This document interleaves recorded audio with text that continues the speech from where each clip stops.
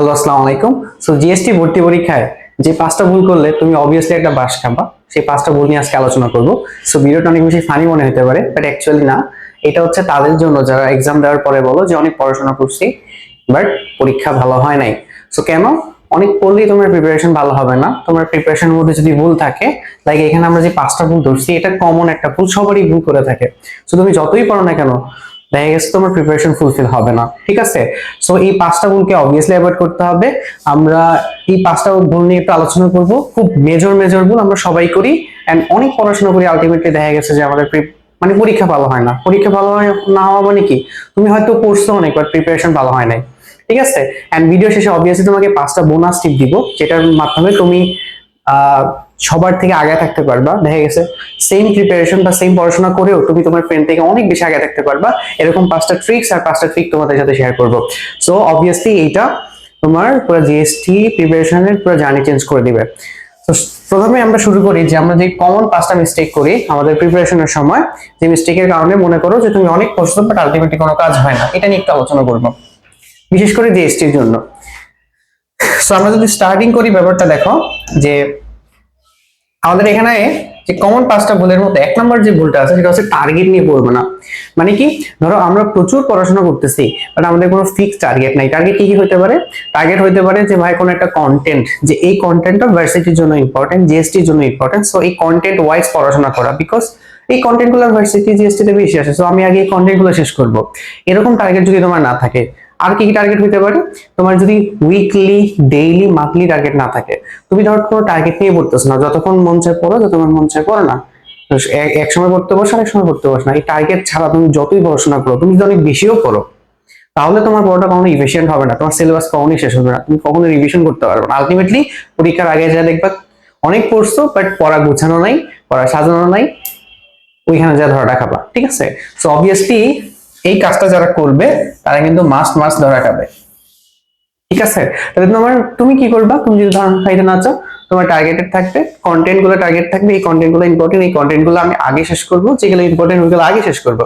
Plus হচ্ছে আমার daily target থাকবে, উইকলি টার্গেট থাকবে, মান্থলি টার্গেট থাকবে, এইভাবে আমি যেন আগাইতে পারি, ঠিক আছে? এই ভুলটা অনেকেই করে, জাস্ট পড়া শুরু করে দেয়, ঠিক আছে? বাট আগে কন্টেন্ট গুলোকে তোমাকে গুছিয়ে নিতে হবে, টাইম গুলোকে গুছিয়ে নিতে হবে। দুই নাম্বার হচ্ছে ভাই যে সব করা। জিএসটির জন্য ভাই সব করতে হয় না। এটা তোমার একাডেমিক লাইফ না যে তুমি বোর্ডের জন্য পড়বা, অ্যাডমিশনের জন্য পড়বা, ইঞ্জিনিয়ারিং এর জন্য পড়বা, ভার্সিটির জন্য পড়বা। এক জিএসটি স্ট্যান্ডার্ড যে কোশ্চেন গুলো আছে ওইগুলো তোমাকে সলভ করতে হবে। তার মানে তুমি ধরো চ্যাপ্টার ওয়াইজ পড়তেছো, তাহলে চ্যাপ্টারে মানে টপিক গুলো পড়লা, ওই টপিকে জিএসটি স্ট্যান্ডার্ড কোশ্চেন কি কি হতে পারে, ভার্সিটি স্ট্যান্ডার্ড কোশ্চেন, জিএসটি আন্ডারে যে ইউনিভার্সিটি গুলো আছে তাদের কোশ্চেন গুলা, এগুলো সলভ করা, ঠিক আছে? আদার্স মানে যেগুলো অনেক বড় ম্যাথ, যেগুলো ইঞ্জিনিয়ারিং এর জন্য ইম্পর্টেন্ট, ওইগুলাকে অবভিয়াসলি অ্যাভয়েড করতে হবে শুরুর দিকে, ঠিক আছে? তুমি এখান থেকে কনসেপ্ট নিতে পারো, কোনো সমস্যা নাই, বাট আগে টার্গেট থাকবে আমি যদি ভার্সিটি স্ট্যান্ডার্ড কোশ্চেন গুলাকে সলভ করি, ঠিক আছে? আমি সব করতে গেলে তোমার দেখা গেছে তুমি 10টা চ্যাপ্টার সাপোজ ধরো 50টা চ্যাপ্টার করতে হবে, তোমার 30টা চ্যাপ্টার পড়ার পরে দেখবে তোমার এনার্জি শেষ, তোমার টাইম শেষ। ওকে, সো এই জিনিসটা অনেকেই ভুলটা করে, যে বলে যে পরে ফাটায় দিব, আলটিমেটলি ওর দেখা গেছে যে র্যাঙ্ক অত ভালো আসে না, চান্স অনেকে দেখা গেছে চান্সও পায় না, ঠিক আছে? তো এই সকল ভুল করা যাবে না, সিলেক্টিভ জিনিসগুলো করতে হবে। তারপর সবাই শুরু থেকে শুরু করা। অনেকে দেখা গেছে যে জিএসটি যখন প্রিপারেশনটা শুরু করে, বা অনেকে দেখা গেছে যে এই কয়েকদিন পরে শুরু করবে, বা পরীক্ষার এক মাস আগে শুরু করবে। তো তারা কি করবে? একবারে শুরু থেকে শুরু করবে। কেন শুরু থেকে শুরু করবে? মানে কি, ধরো তুমি যেখান থেকে পড়া শেষ করছো, তুমি তো একটা জায়গায় পড়া শেষ করছো, যেমন আগে যে এডমিশন গুলো দিছো যেখানে তোমার হয় নাই, তো ওই যেখানে শেষ করছো ওইখান থেকে তোমার শুরু করা উচিত। বাট তুমি শুরু করলা আবার ধরো ফিজিক্সে ভেক্টর থেকে শুরু করলা, তারপরে হচ্ছে ম্যাথে ম্যাট্রিক্স থেকে শুরু করলা, কেমিস্ট্রিতে হচ্ছে গুণগত রসায়ন থেকে শুরু করলা। বাট কেন? তুমি যে এক্সাম গুলো দিছো তোমার হয়তো চান্স হয় নাই, বাট এমন তো হয় নাই, ধরো তুমি সেই এক্সাম গুলোতে 100তে, আমি যদি বলি যে 100তে এমন তো হয়েছে যে 45 পাইছো না, তার মানে তোমার কিন্তু একটা মেজর প্রিপারেশন আছে। এই 100তে যে বান্দা মানে হলো 50 পাইছে, ও কিন্তু জানে যে কোন কোন জায়গায় প্রবলেম আছে, ওই প্রবলেম চ্যাপ্টার গুলো আগে তোমার শেষ করতে হবে। তুমি যদি শুরু থেকে শুরু করো, তুমি ভেক্টর গুণগত রসায়ন পরে আবার টায়ার্ড হয়ে যাবে, তোমার কাছে মনে হবে আবার অনেকগুলো চ্যাপ্টার শেষ।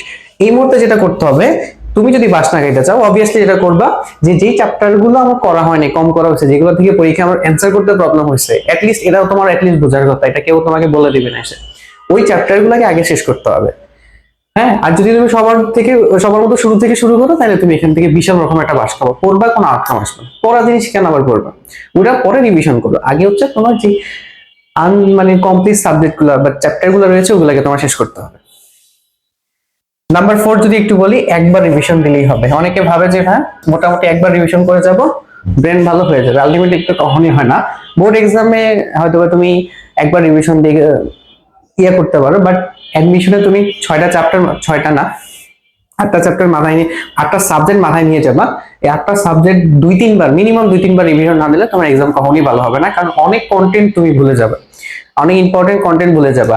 আর যেহেতু এই ব্যাপারটা হচ্ছে টাইমিং এর ব্যাপার, যেমন কম কম টাইমের মধ্যে আমাকে বেশি আনসার করতে হয়, সো অবভিয়াসলি তোমার কন্টেন্ট গুলা যাতে খুব সব মাথার মধ্যে থাকে।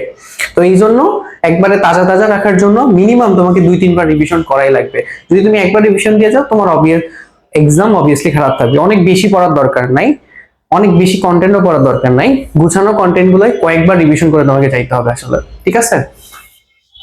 আরেকটা হচ্ছে ভাই, হ্যান্ড ক্যালকুলেশন লাগবে না। যদি তুমি মনে করো যে হ্যান্ড ক্যালকুলেশন লাগবে না, তাহলে তোমার অবভিয়াসলি একটা বাস খাবা। হ্যান্ড ক্যালকুলেশনের জন্য অবভিয়াসলি তোমার অনেকগুলো এমসিকিউ মিস হবে। একে তো হচ্ছে এমসিকিউতে টাইম বেশি লাগবে, টাইম বেশি লাগার কারণে বেশি দাগাইতে পারবে না। তাই গেছে তোমার 5-10 মার্কও যদি কমে যায়, তোমার র্যাঙ্ক অনেক পিছিয়ে যাবে, ভালো সাবজেক্ট তো পাবাই না। সো হ্যান্ড ক্যালকুলেশন অবভিয়াসলি এটা তোমার মাস্ট মাস্ট দরকার। যদি কেউ বাস খাইতে চাও তাহলে কইরো না, বাট বাস না খাইতে চাইলে হ্যান্ড ক্যালকুলেশনের ব্যাপারটা একটু ক্লিয়ার করে দিতে হবে। এটা তোমার টাইম বাঁচাবে, অনেক বেশি অ্যাকুরেটলি দাগাইতে পারবে, ঠিক আছে? সো এই ছিল 5টা রিজন। এই 5টা রিজন অলমোস্ট তোমাদের মধ্যে অনেকেই করবে, করার ফলে দেখা গেছে যে জিএসটি এক্সাম তুমি যে আশানুরূপ করছো বা কামব্যাক দিবা, কি কামব্যাকটা আসলে হয় না। অনেক পড়াশোনা করা মানে আসলে যে অনেক প্রিপারেশন না, ব্যাপারটা এরকম না। ভালো প্রিপারেশন মানে হচ্ছে পড়াশোনাটাকে অবভিয়াসলি গুছিয়ে নিয়ে নিতে হবে। এটা হলো ফার্স্ট টেকনিক, তোমার কন্টেন্ট গুলোকে গুছিয়ে নিয়ে আসা। এতে দেখা গেছে কম পড়ে অনেক ভালো করা যায়, ঠিক আছে? সো এই জিনিসগুলো অবভিয়াসলি যদি অ্যাভয়েড করতে পারো, তোমার প্রিপারেশনটা অনেক ভালো হবে, আগের থেকে মাছ মাছ বেটার হবে, ঠিক আছে? এখন যদি ভাই কোশ্চেন করো যে আমি এমন কতগুলো ট্যাকটিক্স চাচ্ছি যেটার মাধ্যমে আমি সবার থেকে একটু আগে থাকতে পারবো সেম প্রিপারেশনে, ঠিক আছে? সেই বোনাস টিপস গুলো কি হইতে পারে একটু যদি আমরা আলোচনা করি, যে আমরা 5টা বোনাস টিপস দিছি, খুবই এফিশিয়েন্ট, ঠিক আছে? তোমার পুরো জার্নিটাকে হেল্প করবে। নাম্বার 1 হচ্ছে ভাই, এক্সাম দিতে হবে। এক্সামের উপর আসলে কোনো কিছু নাই, তুমি প্রতিদিন এক্সাম দিবে। এক্সাম থেকে যে মিস্টেক গুলো হবে, যে কন্টেন্ট গুলোতে তোমার মিস্টেক গুলো হইতেছে, ওই মিস্টেক গুলোকে আইডেন্টিফাই করে রিভিশন করা, প্রবলেম গুলো সলভ করা, এইভাবে করতে করতে তোমাকে আগাইতে হবে, ঠিক আছে? তোমার এই এক্সাম দেওয়ার মাধ্যমে আরেকটা জিনিস মাথায় রাখবা, মার্কিং এর যে ব্যাপারটা, মার্ক যাতে অলওয়েজ গ্রাজুয়ালি বাড়ার দিকে থাকে। বাড়ার দিকে মানে কি, তোমার মার্ক 20-30 আসুক, প্রবলেম নাই একসাথে, বাট এটা পরের দিন যাতে 2-3 মার্কস করে বাড়তে থাকে, এটা ইনশিওর করতে হবে, ঠিক আছে? বাট এরকম যদি হয়, তোমার মার্ক ধরো 40-50 আসতেছে বা 40 আসতেছে, 45 আসতেছে, বাট এটার বাড়তেছে না, তাহলে কিন্তু প্রবলেম। তোমার 20 আসলেও প্রবলেম নাই, যদি পরে তুমি এটাকে গ্রাজুয়ালি খুব ভালোভাবে বাড়ায় নিতে পারো, ঠিক আছে? সো এক্সাম গুলা প্রচুর এক্সাম দিতে হবে। এক্সামের আসলে কোনো বিকল্প নাই, এটা মানে চান্স পাওয়ার ক্ষেত্রে খুব মেজর একটা বিষয়, যে যত বেশি এক্সাম দিবা তোমার ভুল হবে, তোমার প্রবলেম গুলো আইডেন্টিফাই হয়ে বের হয়ে আসবে, এবং অবভিয়াসলি এক্সাম দেওয়ার সাথে সাথে যে প্রবলেম গুলো হয়েছে ওগুলোকে সলভ করে নিতে হবে। তারপর যদি আমরা বলি স্পেশাল রিভিশন টেকনিক, এই কথাটা যদি একটু ক্লিয়ার করি, এটা আমার কাছে ওয়ান অফ দ্য এফিশিয়েন্ট, এটা আমি প্রায় সময় কাজে লাগাইতাম। যে এটা কি আসলে, এটা এমন একটা জিনিস যেটা পুরো তোমার জার্নির এফিসিয়েন্সি বাড়ায় দিবে। কিরকম এফিসিয়েন্সি বাড়াবে, যে একটু যদি আমি বলি, পুরো জার্নির যে এফিসিয়েন্সি আছে সেটা বাড়ায় দিবে।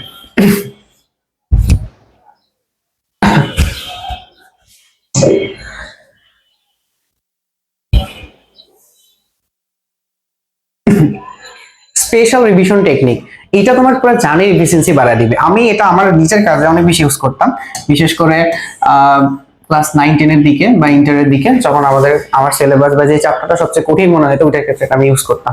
এটা কি কাজে লাগে ভাই, 10 মিনিট তো 10 মিনিট মানে কি, তুমি সারাদিনে যে কন্টেন্টটা পড়ছো সেটা সারাদিনে যা পড়ছো খাতার মধ্যে সুন্দরভাবে নোট করবা, ঠিক আছে? নোট কি কি করতে হয়, যেটা সবচেয়ে ইম্পর্টেন্ট ওটা নোট করতে হয়, যেটাতে প্রবলেম ওটা নোট করতে হয়, সব নোট করতে হয় না। রাফ খাতা আমি যেটা প্রিফার করি, ঠিক আছে? নোট খাতা তো বানানোর দরকার নেই, রাফ খাতাটা বানাবা যেটা তুমি বুঝতে পারো। ওই রাফ খাতার মধ্যে তোমার প্রবলেম কোনগুলো ছিল, ইম্পর্টেন্ট কোনগুলো ছিল, সবগুলো মার্ক করছো না। রাতে ঘুমানোর আগে 10 মিনিট শুধু রিভিশন করবা। 10 মিনিট আমি বলছি, অনেকের জন্য 5 মিনিট না, সত্যি কথা 10 মিনিট লাগে না, 5 মিনিট লাগে সারাদিনে যেটা পড়ছো সেটাকে রিকল করতে। এতে কি হবে জানো, যে তোমার পড়াটা অনেক বেশি লাস্টিং করবে। অ্যাডমিশনের সবচেয়ে বড় ঝামেলা কোন জায়গায় হয়, রিভিশনের প্রবলেম হয়ে যায়, লাস্ট টাইম রিভিশন করার টাইম পেয়ে না। এই যে 10 মিনিট 5 মিনিট করে যে তুমি দিবা, এইটা তোমার পুরো রিভিশনটাকে অনেক বেশি কমপ্লেক্স করে নিয়ে আসবে। আগে যদি এরকম হইতো যে ধরো প্রতিদিন 5 মিনিট 10 মিনিট করে দেওয়ার ফলে যেখানে ধরো একটা কন্টেন্টের রিভিশন দিতে তোমার 10 ঘন্টা লাগে, সেটা 2-3 ঘন্টার মধ্যে মাছ ইজিলি তুমি রিভিশন করতে পারবা। তোমার কাছে মনে হতে পারে 5 মিনিট দিয়ে কিভাবে এত কিছু করা যায়, তুমি একবার করেই দেখো।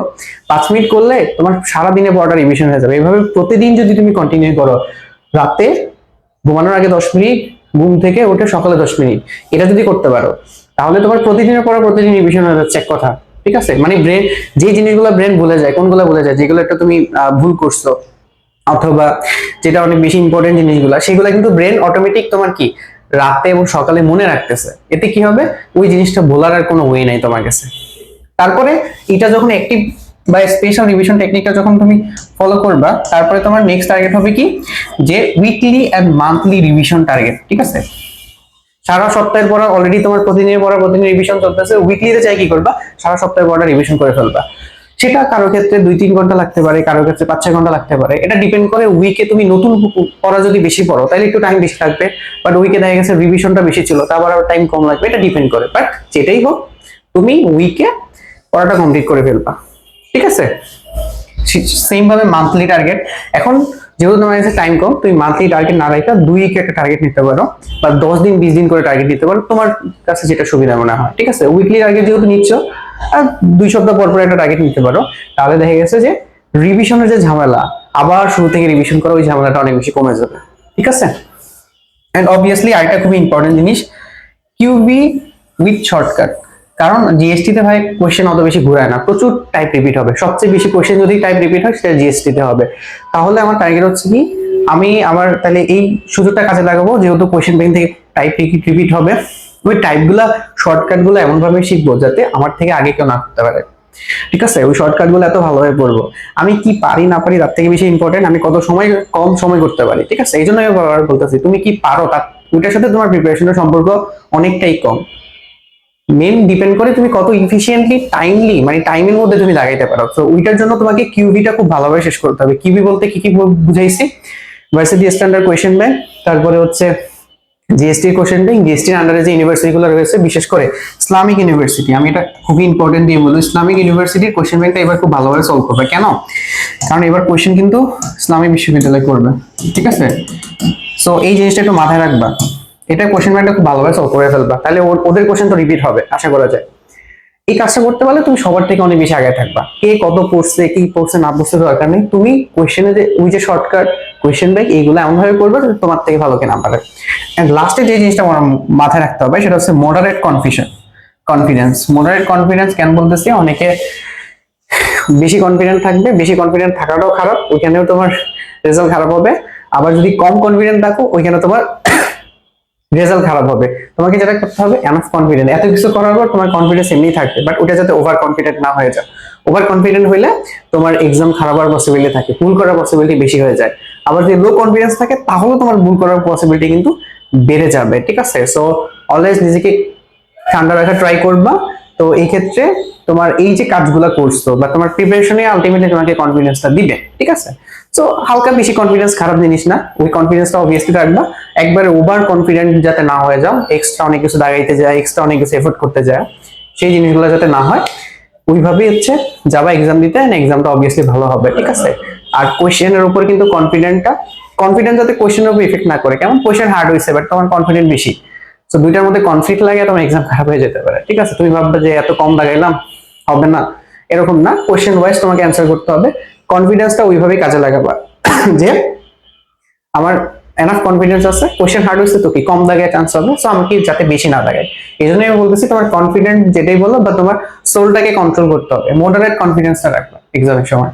সো এই যে জিনিসগুলো আছে, যদি 5টা কাজ তুমি করতে পারো, অবভিয়াসলি সবার থেকে আগে থাকবা। সো আই থিঙ্ক ভিডিওটা তোমাদের অনেক বেশি হেল্প করবে। যদি কোনো কিছু জানার থাকে অবভিয়াসলি আমাকে জানাবা।